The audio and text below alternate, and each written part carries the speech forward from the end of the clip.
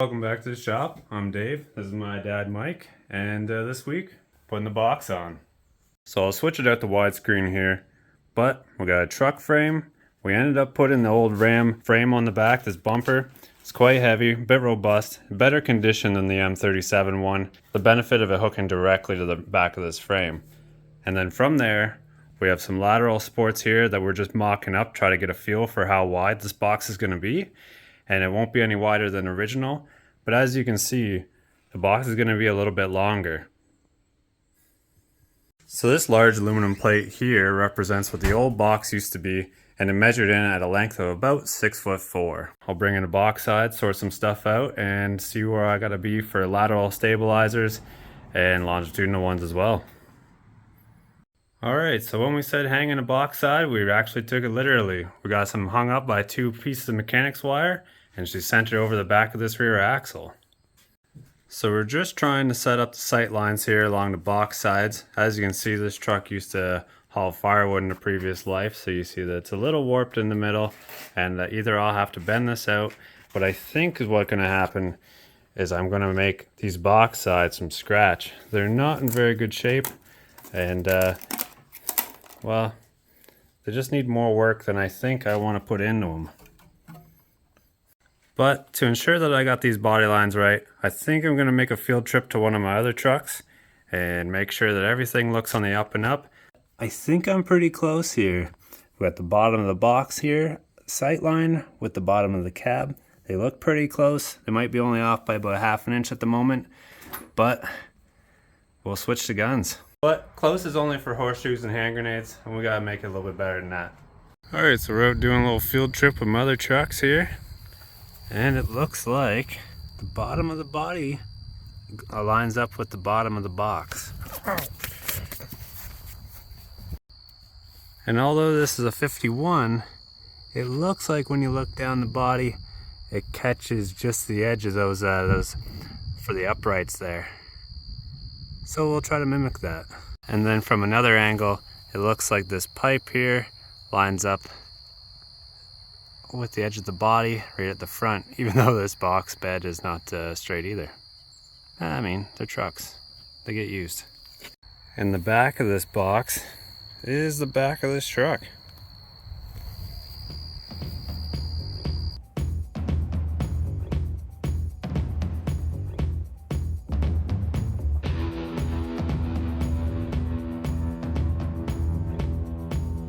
And now I want to pull the truck outside to get a good look at a side angle of it.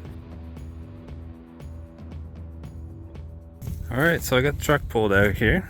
Tires flattened as usual to get her out through the garage door.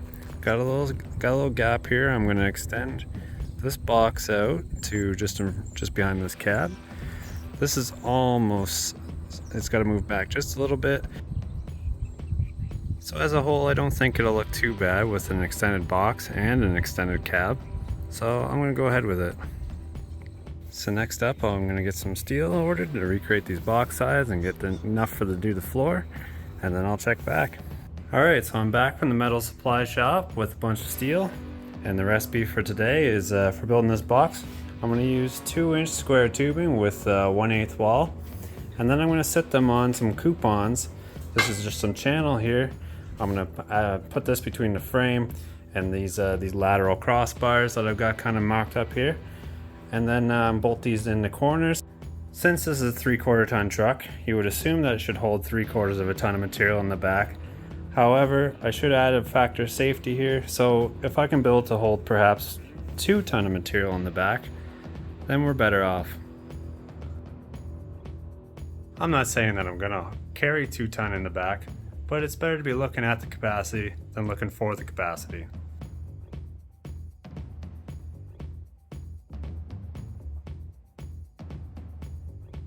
I've never built a truck bed or a trailer before, and that'll probably be pretty apparent by the time I'm done, but let's see how I make out.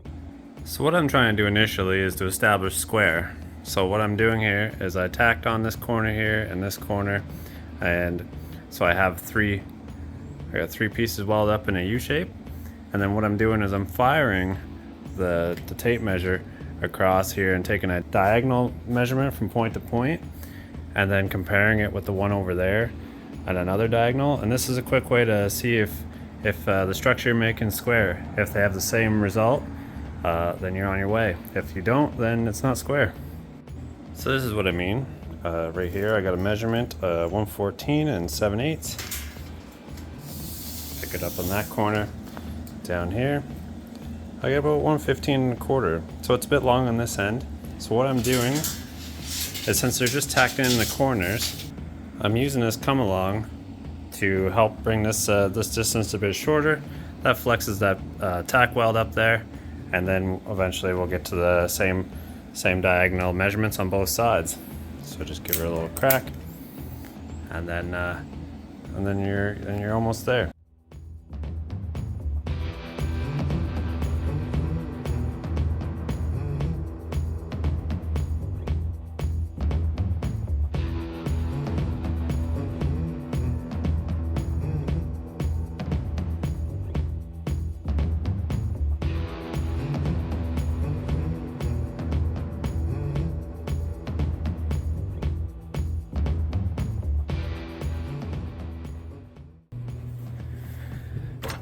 That ain't going nowhere. So come back with the tops of the other bed there. This is the top maybe 10 inches of the bed sides on the truck. I didn't come back with the other bottom 20 inches or so, just because they started to deteriorate quickly. So I cut them off at the top. That way I still have this feature here where it rolls and then it goes over top. And then I also got these fenders as well. They're in pretty good shape. Here on the side, on the back of this flat deck, these are 14 gauge to replicate these box sides down here. The sides of these are going to need to be replaced altogether, so I'm going to use these as a template to put up top and make an 8-foot template. But man, I'm kind of digging the flatbed. So what I did under here is I went with a smaller rubber isolator. That should still work well for isolating it from the chassis, but also lowering the bed down as much as I can, because it's still probably about, I don't know, it's probably 3 feet off the ground.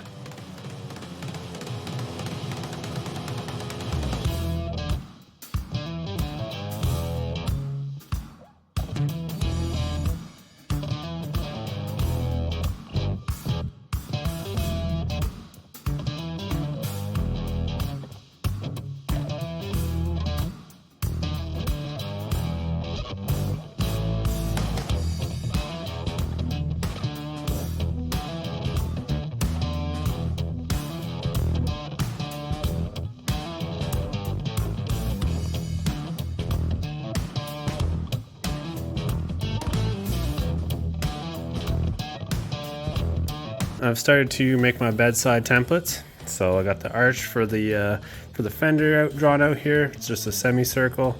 And then I'd ordered this steel up 96 inches or 8 feet. But I mean, it's obvious now that I'm saying it. An 8-foot bed holds 8 feet. It's not actually 8 feet long. It's 8'3".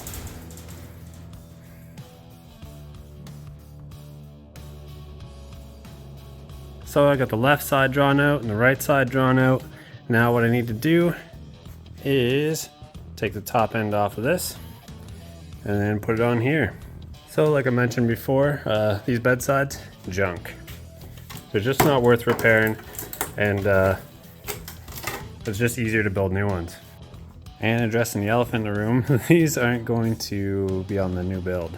So I've reached out to a local company that can hopefully bend me up some 14 gauge channel, and then I'm going to replace all of the channels along here and add one.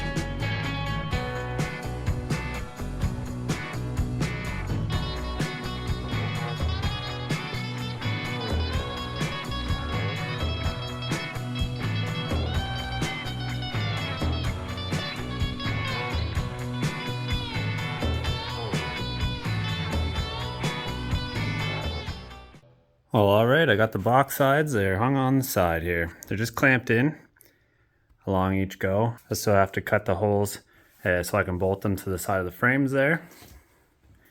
And then I've also cut reliefs out of the structure so I can put in some more box. And then I'm still gonna have to refabricate all these channels and the vertical channels there.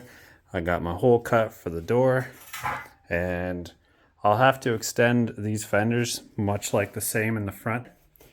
It'll probably look similar to an early 50s Power Wagon, I'm guessing, with the 8-foot bed.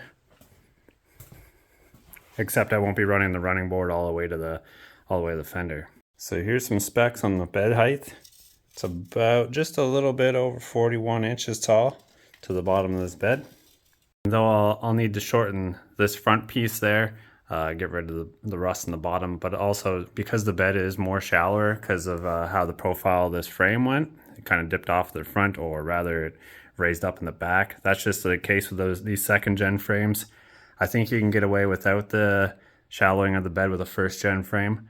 Anyways, just all the way to 8 feet and a little bit more, because why not? So that's an 8-foot bed.